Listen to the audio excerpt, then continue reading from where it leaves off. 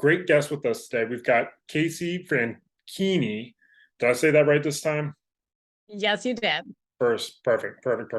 So let's get on into it. Why don't you give us a little overview of what your portfolio kind of looks like right now and what you're, kind of involved with?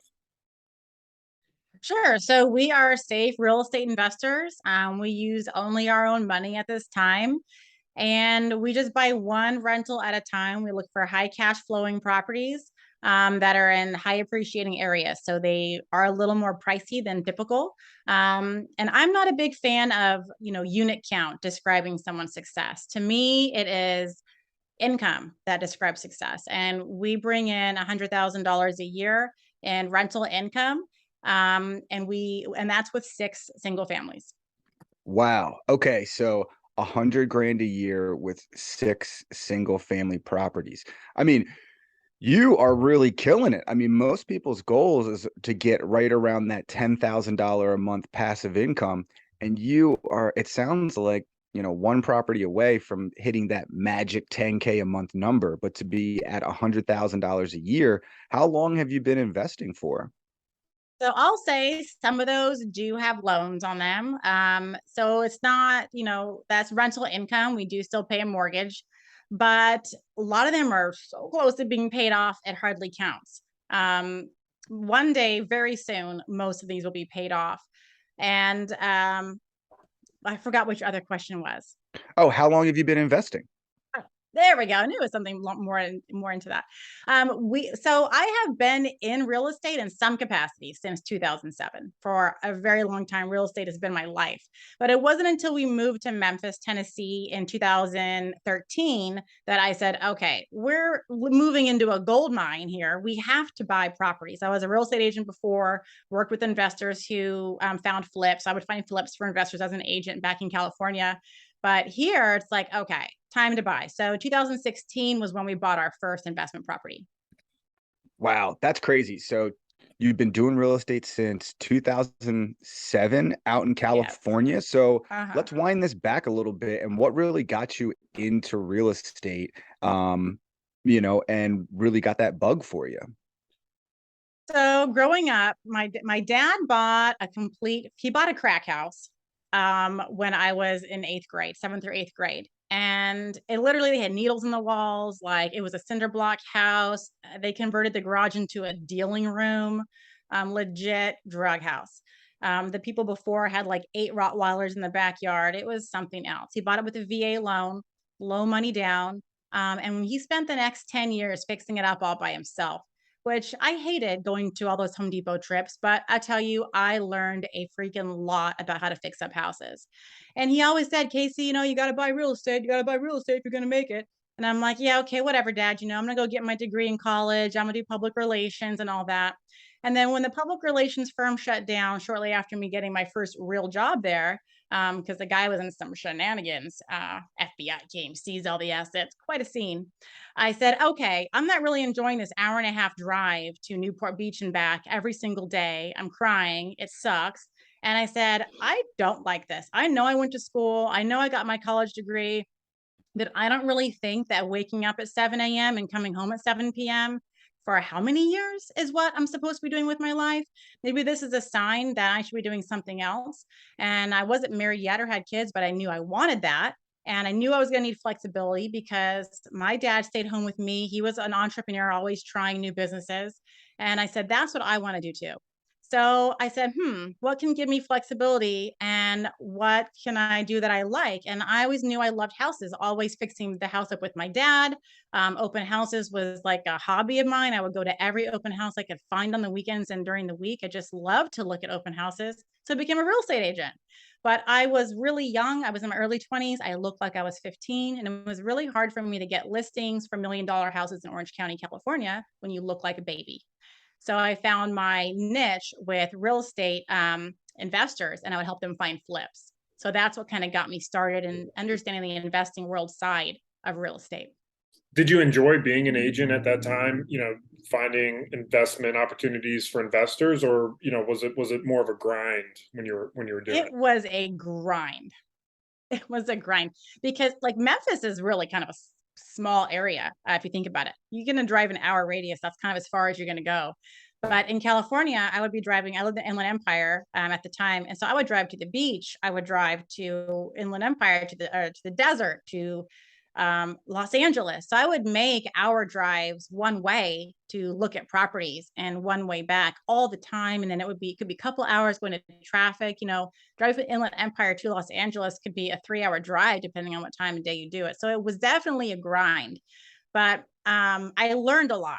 I learned a lot. And I was always enthralled by how much money these investors were making flipping $1 million houses. And I wasn't too privy to understanding the financing method behind it. And I never wanted to intrude and ask, so investor client, how do you have $1 million to buy this house cash? Because you're making an all cash offer with me, and then you're putting 300,000 to fixing it up. I don't understand. So I never asked that. And I never knew how they did it. And it wasn't until later on that I learned more about creative financing. I haven't really used creative financing. My students do, I don't. But I said, I at least want a piece of this pie. I don't really want to flip. I want passive income because I don't have a pension. My husband worked for an insurance company. So how, cost of living was going up even then. So how are we going to live in retirement? We're not going to save our way there. I mean, get a calculator. That's not going to work. You can't save your way to retirement unless you work every day. My mom worked as a nurse until, gosh, she was in her she's still alive, not was, till early 60s, 65, I guess. I don't know. Then she retired. And she worked every day. It was so hard. And I didn't want that. I knew there was a different way, and I needed income in retirement, not just to withdraw off of savings. So, and my dad always said, real estate's the way. So we gave it a try. Yeah, I think that's awesome. And it's crazy to think about the mentality that real estate investors in particular come into by changing their thoughts to, you can't save to retirement and you have to go take action and invest that money and get that return. And I think real estate is a great way for somebody to put a lot of sweat into a project and get a lot more return on that equity and return on that effort. I agree 100%. It is. And so we rehab all of our own properties. So talk about sweat equity. We literally do it. We own every tool that Home Depot and Lowe's sells are in our garage. Can't even get through the garage. It's a mess. We have so many tools, but we have saved so much money by rehabbing ourselves. And it's like, God, I had my dad who rehabbed, and I married this man who likes to rehab. It's like, wait a minute. You always say you marry your father, it's like, sure did. But it's been great. We've learned a lot along the way. And through that, now I teach other people how to do the same thing. And it's very freeing to help others do what you do. Because I've got friends who are still working the 9 to 5 and they're going to save to retirement. And I'm like, it isn't going to work, you guys. You can't just go to Disney World trips and just fix up your own house. Like, unless you make a lot of money, you'll be fine. But if you're just, a regular old person with a regular old job, that's going to be impossible. And I just hate seeing people struggle like that or knowing their future. Some people only look right in front of them and they always think retirement and old age is far away, but it will sneak up. I know it. It will. Could not agree more. What does the future look like for you then with your portfolio? Do you think you're going to continue rehabbing all the new properties that you're bringing into your portfolio, or is that something that you think you might phase out after you reach a certain milestone with your financial situation? So we have reached that milestone now where we are taking more of a step back for our own rehabs. And that's because we have 3 kids. And they're not tiny anymore. So we can't take them after work and rehab houses. We can't take them on the weekends and rehab houses. Now they've got real homework. Like, I have to help with that till 11 o'clock at night. Now I have 3 kids, 2 in school, 1 not yet. So they're in 2 sports. So that's 4 sports a week we have to do at night, during the week, on the weekend. Time to rehab a house. So these 2 houses that we currently have under rehab, both both completed recently.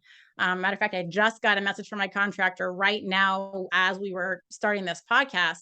Time to relinquish some of my type A control issues that I have and let other people help me with the rehab, because that's the only way we're going to grow faster. Buying 1 rental a year is great when you're starting out.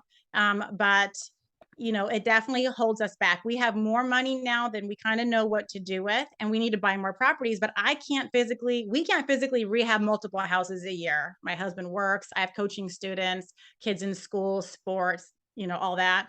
So expanding the team, letting other people help us out is what is needed for us to progress farther and buy more properties next year. So for other people that are listening that are kind of in that same situation or heading into that situation where they are like, hey, I know in the very near future, I'm kind of going to need to do the same things.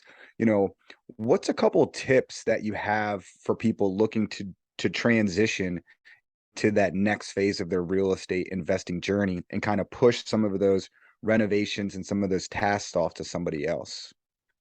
I would say definitely don't lower your standards. Don't lower the bar. I found that because I know so much about construction, contracting work, fixing up houses, that my eye is really keen on good quality work and cutting corners. And the one guy we had doing a bathroom at one of our houses, he had to take it out and redo it. I mean, it was a complete to the studs renovation.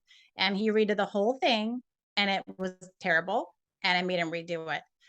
Things like he didn't put insulation on the exterior wall, between the studs. And I know because insulation, now you wouldn't know if you didn't go check, but see, the insulation was in the hallway before in a rolled up, container. And then it was still there when they did the tile work. And I said, where's the insulation if it's here in the hallway? Oh, it's in the wall.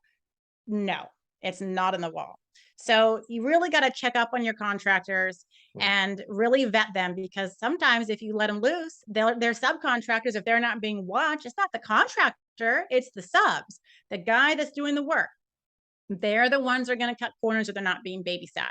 So you have to really get a good relationship with your contractor. Make sure you're picking someone who is checking in on the job every day. Get progress photos. If you know you're doing a bathroom or a kitchen down to the studs, you need progress photos to see the plumbing in the wall, progress photos to see the electrical and how it's being routed and done, drain lines, vents, all sorts of stuff. The things, flippers, I don't know a hater on flippers, but some of them do the work for show. It's pretty, it's Pinteresty, sell the problem to someone else. Well, when you're rehabbing a house for yourself, you get to keep those wonderful problems because you're keeping the house. You're not selling it to someone else. So you need to make sure that all the work that's behind the walls is done correctly. And you can't do that, if you're not doing it yourself, you need to see progress photos along the way. And that's one of the biggest tips if you're trying to relinquish some of the DIY work to other people, is make sure they're doing it right along the way. I think that's so valuable. And I think it can't go overstated to say, doing the work yourself up front is going to give you so much advanced knowledge for future work and future projects. Even if you have the goal of maybe stepping away from that in the future, you know how this business works. You know how a remodel should go down. You know what things should cost. You know what the snags are going to be. So you can really monitor the people that are working for you. And that's how you're going to become a manager and have really good success at running your real estate business as just that, a business. But going back to the general contractor side of things a little bit, tell us a little bit about how you go about finding a good contractor. Because I know with, in my market and the deals that I do and the investors I work with, I do have a range of contractors that I recommend. This guy's affordable, but he's not going to do A+ work. This guy's going to do A+ work, but he's going to be slow and it's going to be expensive. I don't know if you work with a range of contractors kind of like that. It sounds like you work with, a lot of great contractors and you know who you like to work with. But tell us a little bit about some of the tips you might have for finding great contractors and maybe managing them along the way. So you still got to kiss some frogs, and I gave my one of my investor guys a chance who did flips for my investor friend. So I never saw his work in person. So problem number one, I only saw it online, and he was recommended. He goes to all the meetings. Who wouldn't show their, face who would show their face if they were doing a bad job? So I gave him a chance, on the one house. Things that, I gave him my kitchen and the bathroom, and an addition. So I did give him a lot of work. I kind of put a lot of faith in him, but I wasn't, put it this way, I haven't finished paying him. Okay. So I guess some things were not done to par, and he knows it. So that's why he has not come to finish collecting. So tips would be, you're going to have different types of contractors for different types of houses. So for your amazing, beautiful Austin or Nashville type, California, beautiful, expensive luxury home, you're going to have a different type of contractor than you're going to have for your B class and your C class properties. So know that. You know, I had a guy come give me a quote to refinish my hardwood floors in my B class area. In some investors say it's an A class area, but to me it's a B. It's a great B class neighborhood. He wanted to charge me $5 a square foot to refinish floors, and I laughed at him. Oh I no. said, I know. I said, dude, like, just because I've got my, you know, Coco Chanel purse on or whatever the hell I got, Tory Burch, does not mean I'm some rich little white girl that's going to pay $5 a square foot. You can just leave. So anyway, so I didn't say that. That's what I said to myself in my head. And I said, you know, that's, you know, thank you so much for coming by, but this is a $2 a square foot, you know, refinishing job. And he's like, well, I just did so-and-so doctor in the city next door. And it's like, this is not that neighborhood, you know? And I know people don't like to get quotes, but too bad, you know, I could have paid $5,000 to refinish this thousand square foot house.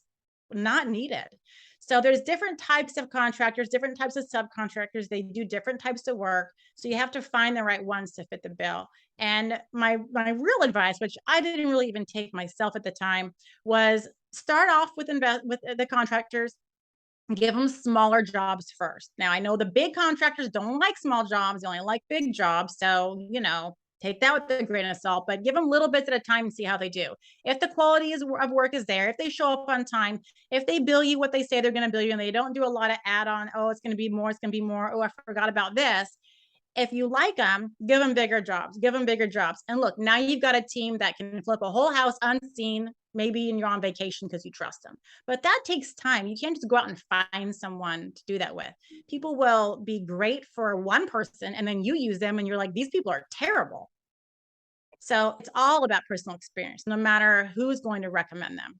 I agree 100%. You got to kiss some frogs along the way, and it's all trial with and error with contractors. You're going to get burned on a couple, and you're going to find some that just hit all the like. I recently used one for one of my clients.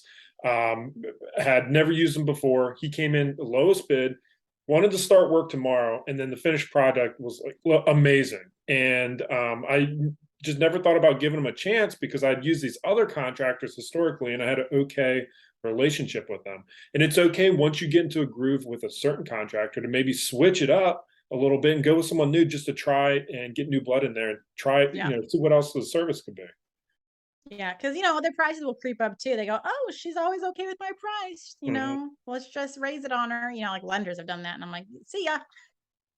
But Exactly. Exactly. All right. So you've taken down, 6 deals. You're crushing it right now in Memphis.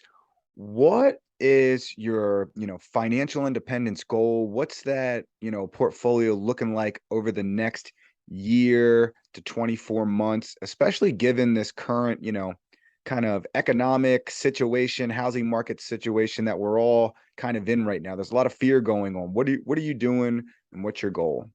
so now is a great time to buy. I know I sound like real estate. It's a great time to buy. It is, but never buy all of your portfolio in one season. And that's just bad practice. So what, we've got these 2 houses. One of them we had bought, one was the turnover. One was a turnover with a nightmare tenant, needed a full rehab. So those are done. They're on the market. We're getting tenants in them. Once those are off my plate, I'll be back to buying more properties. We have cash. We need to buy them. My husband's a little more apprehensive as to he doesn't like the 8% interest rates. So he's not like, let's not go buy a whole bunch now, Casey, no.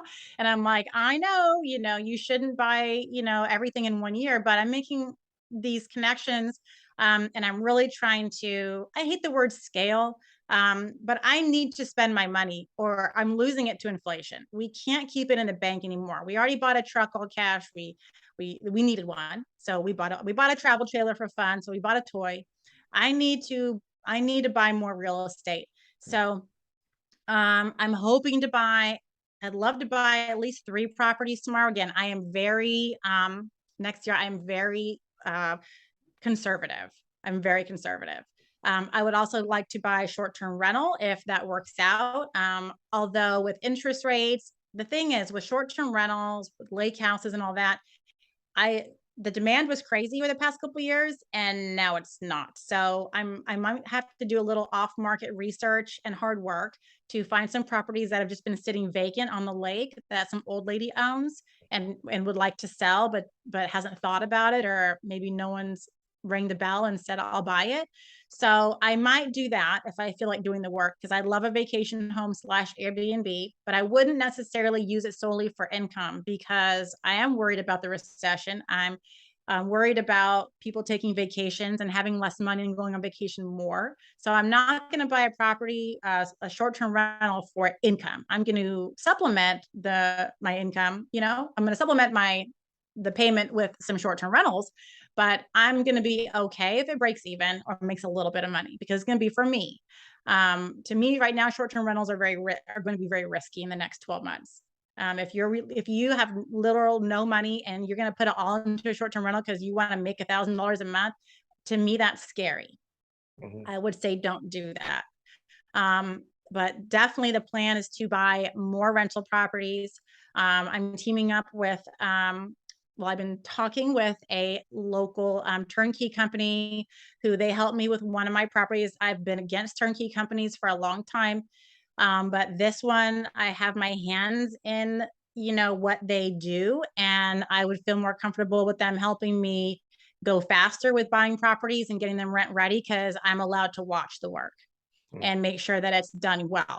And I know enough to do that myself. So if I can do that, I can buy a lot more properties because I don't have to do the work. See, it's all about getting a team to do the work for you. But you have to get to that point first where you know what to do, or else you're just shooting blind. Right. Hoping for the best. Exactly. And I love what you said there. It's a great time to buy now. I think that where a lot of people get hung up on whether or not they should or should not buy is they're looking at it like in a vacuum, and it's just going to be this one transaction. But as investors, you're effectively dollar cost averaging into your real estate career and your real estate business. And that's what it is, a business. You can't just sit there idly having cash pile up and not doing anything with it, because part of the business is deploying that capital, adding value to your properties, getting tenants in there and operating everything, paying your contractors, make sure they still want to work with you. I've got a lot of flippers that just want to keep their guys busy. They don't want to let that project just pass them by, because the workers are going to leave and they're not going to have that labor again in the future. So, I can see it totally being a bad time to buy if you're going to buy one house as a retail thing. Like you could buy at the top, sure, that could be not ideal. Or you're going to be an investor that gets scared out of buying their second deal. That's not great. But, if you're going to commit to this and see this out to the end, I think it's always a good time to buy, and you don't know what the future is. It's got a cash flow though. It's got a cash flow because so many people out there right now buying negative cash flowing properties. It's okay because I'm going to refinance in next year, a couple of years. What if rates go to 14%? When my parents bought their house in the 90s with a VA loan, I'm pretty sure it was a 12 to 14% interest rate. So yes, it's not been like that since then, but who's to say it won't? So don't bank on the fact that you're going to be able to refi out of this 8% rate next year. I mean, that'd be so great. Okay. But let's pretend no, worst case scenario, you've got to keep it for 5 years. You get a negative cash flow on that. Let's get something that at least cash flows. So you're more than break even, just in case, worst case scenario, and if you have to put more down to make it work, do it, but don't negative cash flow. Exactly. Don't negative cash flow. If the numbers make sense at 8%, they're damn sure going to make sense at 5% if the rates come down in the next 24 months. So, but if the rates go up, you're even in a better position because rents are going to go up and everything else. So as long as it's cash flowing right now, I absolutely love that. So let's talk about these properties for a minute. What's the price point that you're buying at? Are they all kind of B class properties, 3-1s, that type of thing? Like, let us know, fill us in on some of that. Sure. So I have properties in B class and C class neighborhoods. Of course, the B class neighborhoods cost more, but they by far have the better tenants. And they have, you know, 6-figure income earner tenants that have credit scores like 750 and above. And I really like those. The one that we bought a few months back, we made an all cash offer. They were asking 160 and we offered 175 all cash because this area was a 3-1. This area, I will buy it if I can get it to cash flow because it's my favorite neighborhood. I'm going to hold this for a very long time. And it was a grandma house, and the lady had owned it for 30 years or so and never done anything to it. I mean, she put in a whole house generator and landscape lighting. Woo! So that's really nice. Plus, I would never do. But otherwise, it had green carpet. It had cabinets in the kitchen that had been painted 50 times over. Terrible kitchen layout, washer dryer in the kitchen. So we, anyways, we did buy it. We fixed it up. It's gorgeous now. And our mortgage is, I think, 930 or something like that. We ended up getting a loan on it because, funny story, the day that it came on the market, an hour later, I saw it in person. That night, we made an offer. That night, the lady died. The seller died. So the daughter had power of attorney and she signed my acceptance. So Wow. crazy. So anyways, you can't transfer title. I had a 2-week close, can't transfer title within, I think 60 or 90 days after death. So I had plenty of time to go get a loan. So I did. So our mortgage is about 930 or so, and we're renting it for 1,600. So Wow. it's going to make some pretty good cash flow. That's awesome. And I manage. Yeah, I'm curious what your thoughts are for when you're looking at new properties to buy. And I'm always biased towards looking for properties with 2 bathrooms. And I'm curious what your thoughts are with renting, buying properties with just 1 bathroom. What are your thoughts on that? Yeah, I definitely have thoughts on that. And the thoughts are, it depends on the area because when I used to live in California, I mean, 1 bathrooms, unheard of. If anything had a 1 bathroom, it was an absolute no, but that wasn't the norm. In the South, in the Mid-South, one bathrooms are very common. So as long as you're within the norm of your competition, everything's going to be fine because they're not going to get anything better usually. If in the area 3-1s are the most common thing you're going to get, sure, get a 3-1. Now, if 2-1s are scarce, don't go get the 2-1, get the 3-1. You know, now if you're in Texas and you get a 3-1, no one's going to rent it. It better be a 4-2, 4-2.5.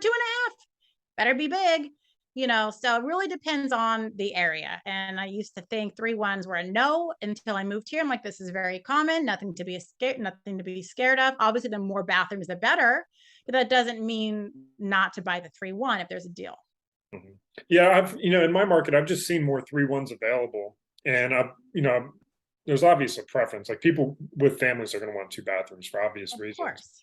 But I'm gonna pay some more attention to that. Good. I'm glad to have Yeah. that perspective. I would look at the competition and see what's renting and see, you know, which ones, because if everything out there is a 3-2 for rent and you got the 3-1, well, you know, yours will get rented, just not for as much and not first. Correct. Correct. So I have to ask, I am a big uh multifamily guy. So I had the single families and we sold them off and upgraded or scaled up, as you know, the term that you love. And I want to pick your brain. Have you thought about because you are investing in some C class areas, have you thought about maybe going to a fourplex or buying like a 6 or 8 unit or anything like that? And if not, why not? Sure. So definitely I'm not against multifamily. But again, it depends on your area. So in Memphis, there really is not any residential multifamily. If I wanted a residential multifamily, it would either be in the hood, which no, or it would be in a very trendy part of downtown that is very expensive.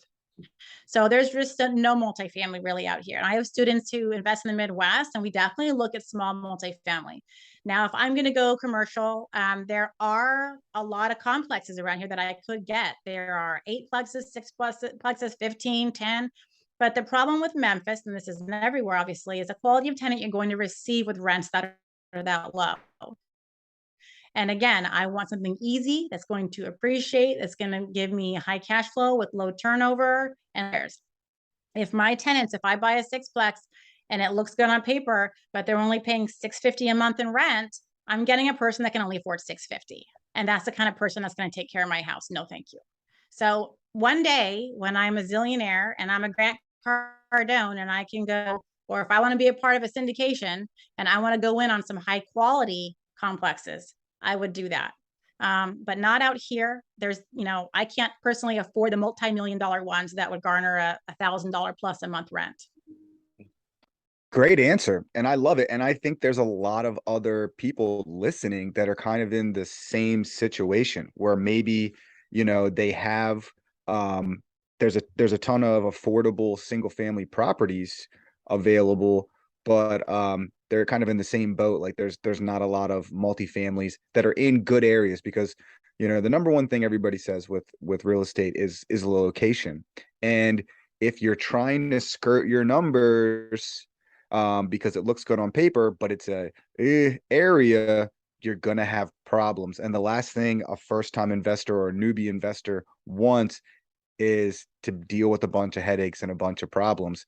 That's how you get the aunt or the uncle that did it, 15, 20 years ago and tells you, oh, you're crazy. I had XYZ happen. Because we all have that aunt, uncle, or whoever out there that did it and failed and is projecting onto you that you're going to fail. So by listening to advice, and listening to tips like this on this podcast and from people like you, hopefully our listeners can go out there and make better decisions for themselves because, you're killing it right now. You are absolutely killing it right now. And I really want to know, like, what motivates you? You kind of got into it a little bit, but really break that down for us on what the motivation and the why behind all this is.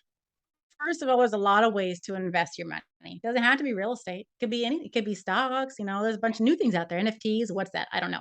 There's a lot of things. But for me, I just love houses, plain and simple. I love houses. Real estate, I could not imagine investing in anything else. Now, my why, first of all, I love houses. I just want to do it because I love it. I just want to buy it because I love the money. I love income. I love making money and not working for it. Yeah, you work for it up front. But look, I manage my own properties. I don't talk to my tenants. I pick good tenants. I make all that money a year with hardly any contact. So yeah, okay, I had turnover. I have to talk to somebody. I got to list it. I got to maybe do some painting. But come on, like that's nothing, for the return. But I do it for my family, for us, for our quality of life. So I can still be, quote, a stay-at-home mom. I can make my own schedule. I can take coaching students if I want. I can not take coaching students. I can go to my kids' baseball games and gymnastics and all those things. My husband doesn't have to work if he doesn't really want to. Like, he doesn't have to. And that's such a great feeling because, a few years ago, I was stay-at-home mom. So it was a big pressure on my husband to provide for the family and through thick and thin. And it's like, okay, now we have some income. He's like, screw it. They fire me, whatever. Like, if I don't want to get the vaccine, I quit, like it's great. It's freedom. It's freedom. So you want to be able to make your own money the way you want to make it. So you have the freedom to say yes or to say no. You have freedom of time. And I want to take my kids on our travel trailer and go camping. Like I want to do all that without being holden to any employer. I love that. So tell us a little bit more about like your specific goals as it relates to your business. Do you have a desire to accumulate a certain number of units or maybe reach a certain net worth goal or maybe even just a general income idea? So goals change. The more money you make, the more time goes by, your goals will change. So our goal used to be 10 properties, 10 single families was our original goal, which would bring us $100,000 a year with loans. I always forgot about rental increases back then. Like, oh, I forgot. Rents are going up. So that's dramatically going to add to my cash flow and my income. So now let's just get not as many as we can, not gobble them up, but let's just keep buying until we feel like we're done. I feel like I would like 50,000 a month passive income. I feel like, okay, if I had that, I could probably live wherever I wanted and kind of do whatever I wanted. I don't need a yacht. I don't need a private plane. And I don't want to do the work that's required to get those things either, So I think 50K a month, and I'm 40. So I got plenty of time. I think that's doable. Right. So, taking that into consideration, what are your thoughts on using loans to get there? Because I know a lot of people when they start off, they conceptualize building their real estate business with, I'm just going to lever up to my eyeballs with loans. But like you're doing now, you're self-managing. You're doing a lot of the work yourself, and this is more or less your business. And the more properties you get with loans, you might be making more income, but you're going to have more headaches too. So what are your thoughts on maybe having fewer properties without loans that you're, getting up to that $50,000 a month income versus, go buying a whole bunch more properties and having more things to manage, but, having loans and debt? Yeah. I think having a 30-year fixed mortgage is a good thing. I don't see anything wrong with that. I think that's great. Do it. If it cash flows, if it makes sense, the property makes sense, get the loan. But be wary of ARMs, be wary of the creative financing methods that put you in a pickle or don't give you full control over the property. Always have a backup plan and know that you're at risk. So I am for the 25, now 20% down is pretty much out. So I am for 20%, 25% down, 30-year fixed mortgages where I know my mortgage payment will stay the same for the entire term.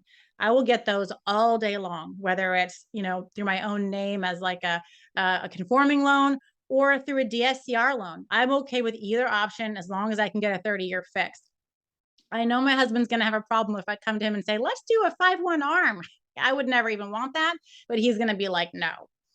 He probably wouldn't even be interested in sub 2 because there's a lot of risk there. So there's a lot of creative financing methods that my students do but it's all about your risk level. What are you comfortable with? And I'm comfortable with 25%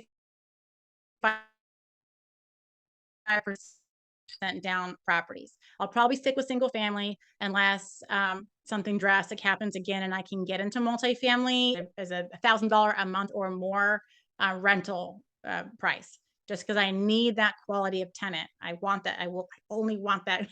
I want good quality tenants, and I can't those anymore. It's just that's where the headaches come in. So it's quality versus quantity. I'd love to buy where I live. Technically, I live in Germantown, Tennessee, which is a little suburb of Memphis, but it's pretty pricey. But man, it appreciates, and dang, those rents are high.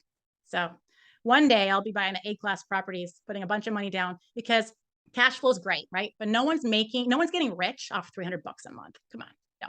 Where are we getting rich? Time, appreciation. So if you stay in those D and C class areas that don't appreciate much, 10 years is going to go by and it's going to be great and you're going to have a property, but you're not going to have that much money. It's still going to be, $150,000. Now invest that, sell those, scale up into better properties, B or A class properties, and now watch your net worth grow. And that's how your people get rich. It's through time. It's not overnight. I bought 30 houses and now I own 30 units or whatever. I bought properties along the way. I took my time. I'm a slow and thoughtful investor. And I closed my eyes and woke up 10 years later and I'm multimillionaire because I invested in the right areas. And I wasn't looking at a vanity metric to put a number next to my profile on Instagram. Mm-hmm. I love Yeah, that. 100%. I love that. I love that. I mean, everything that you have been talking about has just been the tried and true sound methods of investing in real estate, buying one property a year, getting your feet wet, getting your chops wet with managing yourself, doing the renovations yourself, and then continuing to just slowly get more and more comfortable and more comfortable. And now you're take 2 deals down in a year and now 3 deals down in a year and just continue that slow grind. Cause like you said, everybody thinks that retirement is so far away, but years end up feeling like days and days end up feeling like years. And people really need to consider that. Like today feels like it's going to be around forever, but the years are going to fly by. And if you're just consistent and persistent in your real estate investing journey, like you said, you're going to wake up and you're going to be a millionaire or multimillionaire just from doing the tried and true methods. You don't have to reinvent the wheel. You just have to hop on it and just keep moving, keep chugging along. So that's absolutely fantastic. I really want to get into the obstacles that you see yourself facing over these next, 3 to 5 years, shooting for that $50,000, dollar a month passive income goal? I think the obstacle is going to be convincing my husband to let us leverage our equity in our other properties. That's going to be my obstacle because we'll have, and we do have a lot of equity in them, and we can take it out and put money down. But, he's way more conservative than I am. He's less of a risk taker. So that's going to be my obstacle. I am building the team in place. And I am working with my lawyer on getting a series LLC so that we can be completely cut from any personal tie. And that way I can say, look, Blake, let's take this risk. Let's do it. And if it doesn't work out, if we lose the property or whatever, it won't matter. All we will lose is what we invested in it. So that's going to be my challenge, is getting my husband on board with being a little bit more risky, because he trusts me, but he's also the one that keeps me grounded, or I might be flying around. So That's definitely. you said something that was kind of sparked something that I'm just curious about. You mentioned Series LLC. What exactly is that? So not all states allow them, and not all states allow real estate to be held in them. But a series LLC, it's like, think of it like an umbrella policy. An umbrella covers all your properties. So a series LLC is one LLC. It's like the Mac Daddy. And then underneath it are a bunch of other LLCs. Now they all have to be the same type of entity in the other ones. So if it's good, it could be like my main LLC is Casey Franchini Properties LLC, and then all these house 1, house 2, house 3, house 4, apartment complex 1, apartment complex 2, whatever. Each one of them has their own LLC, but I only pay like one, filing fee, one LLC fee, not one for every property, because that kind of gets pointless depending upon where you live in and how much it costs every year to file those. It's like, well, never mind then. If the cost is, an eighth of what I'm bringing in, forget it. I'll take the risk. When you're only paying one, then it becomes more worth it. So I'm looking at doing that. So that's like so basically that is a holding company. So Yes. for me, so we have MBXM Properties LLC. All right. And then underneath that, like you said, you have single member LLCs that hold the title and the deeds to the properties. And that single member is that LLC above. So it all feeds up to the holding company. And like you said, you file one tax return, but you have that protection of just having that 1, 2, 3 properties underneath Main Street LLC and John Street LLC or whatever, like you said. So yeah, we interestingly enough just had a meeting with my CPA on Monday, and we were just talking about that exact same structure. So yeah, that's fantastic. And then what you can do actually is you can then take out business lines of credit underneath the business LLC, and start leveraging the equity in your properties instead of refinancing. They might give you $100,000-$200,000 based on the equity you have, but in your business name. So then it's not tied to you at all. So that's fantastic, and I think that's going to be a really great strategy for you if you can convince your husband to do that. He'll do the series LLC, but it's the taking out the equity. It'll but one thing at a time, just one step at a time. He'll do it. Yeah, I love it. I love it. Have you thought about possibly doing like a cash out refinance or anything if rates come down a little bit? I'm sure you're locked into some amazing rates right now. So just wondering if you do that on 1 or 2 properties.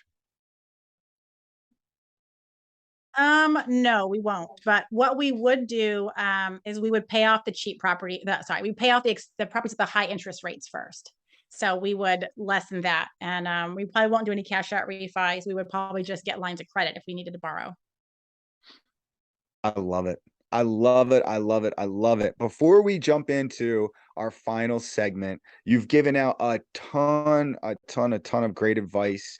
For anyone that's looking to get started right now, that's listening to this podcast, that's inspired by you, what would be your number one or two tips for them to go out there and start taking action? I would say first thing, know where you are financially, talk to a lender. Talk to a lender. The creme de la creme of the loans are the conforming loans from the big banks like Wells Fargo and Bank of America and Chase and all them. So call them up and see how much you qualify for. Easy. Don't be afraid. But they don't need to run your credit to do that. And they don't need you to fill out a loan application. So just ask them for a verbal, I'm just trying to get an idea how much I qualify for so you know what you could go get. So that would be the first step. Are you financially ready yourself? Go ask a lender and find out, and make sure you have a good credit score. 680 and above would be great. You want to get a good interest rate. Let's not make it any worse than it already is. So get to 740 and above for the best rate. So I would say do that. That would be like a first thing. The second thing is know what type of investment strategy you want to do. I talk to investors all the time on Instagram. Like I try and welcome every new follower with a message, and I have to do it personally. There's no apps yet that I found that can do an initial message. But the first thing they say is, I want to invest in real estate, but I don't know what. So long-term rentals, short-term rentals, maybe flips or wholesaling or arbitrage. They want to get into something, but they don't know what. So find out what you want to do. Don't just say everything. Don't say anything that makes money, because everything has its own risk level, its own time requirement, its own income level that you have to have, and sometimes location dependent. So find out what type of investing you want to do and then go learn about it. Killed it. Killed it. Everyone, make sure that you are taking both of those extremely well articulated and thought out tips, because that is the knowledge bombs right there. And that's a perfect segue into our last segment of the show that we call the Big Four. James, So, kick it off, Casey, man. I want you to give us something that feels like a financial independence hack that you employ on a day-to-day basis to help you reach your goals. So, what's something that you do that just kind of feels like a cheat code to help you reach financial independence? One easy thing that I do is I make sure I don't do business with any lenders that don't offer a bi-weekly payment plan. So I want to make sure that for my mortgage payments on all my houses, I'm not making one payment a month. I'm splitting that up and I'm making a payment every other week. That will equate to an extra payment by the end of the year and will drastically reduce the amount of principal and interest that I'm paying over the life of the loan. Hmm. Wow. All right. I absolutely love that one. First time we've heard it, and makes a ton of sense. So great advice right there, right off the bat on the first question. All right. The second one, we like to call this one resources. Are there any books, podcast, or people that have really shaped your financial independence journey, your real estate journey, and our listeners would benefit from checking out?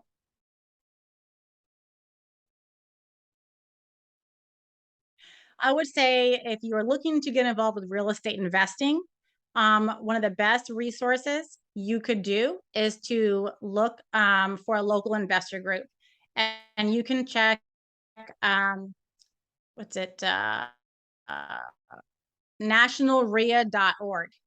REIA, nationalria.org, to find a local investment group near you, because everybody that goes to those meetings, you guys, it's everyone you need on your team: lenders, wholesalers, realtors, contractors, subcontractors, old guys that want to tell you how to do it.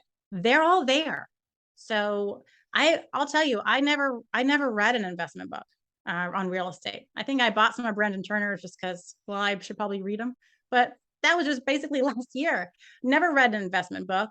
But you get all your knowledge from people, and joining a local group to immerse yourself in those that are doing what you want to do is one of the best things you can do to ensure your success. Just voyeurism basically of Instagram and watching everybody do things is not taking action.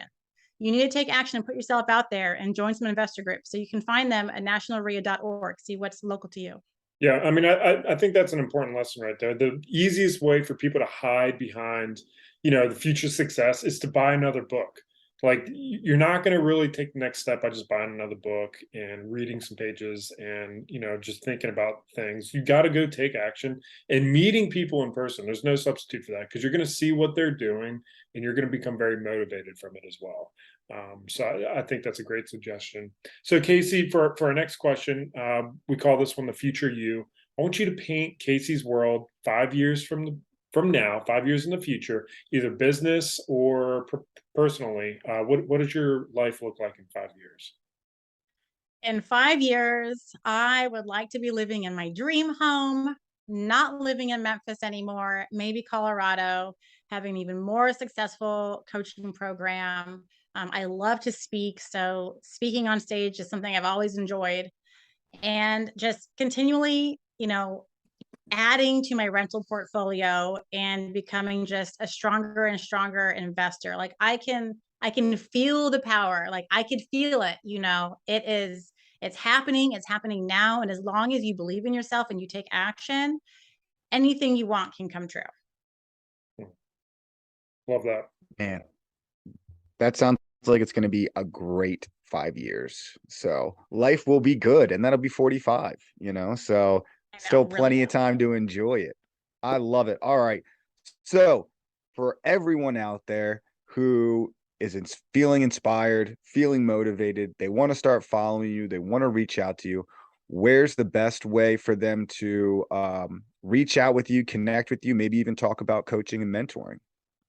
So I am on Instagram daily at Brick by Brick Wealth. So you can always DM me, and I'm fine if you want to email me. I'll give my email address out tons of times and haven't gotten tons of spammers, so it's cool. It's Casey, Casey, at brickbybrickwealth.com. So you can email me and I will personally respond. I don't have an assistant that checks my email. It's just me. So you can definitely email me. Also, I have lots of resources on my website, brickbybrickwealth.com. And, all that info is also in my bio link on Instagram. My YouTube channel is pretty weak, but, I'm there too. Love it. Love it. All right, guys, you guys know the drill. If you liked this episode, if you hated this episode, if you didn't feel motivated, inspired, and somewhat educated, go leave us a review. That's the only way we're going to get better, is by you guys leaving us reviews. And that's all we're working for here. All this stuff is free. So go do something, leave us a review, and we'll catch you next time. Thanks, guys. See you guys.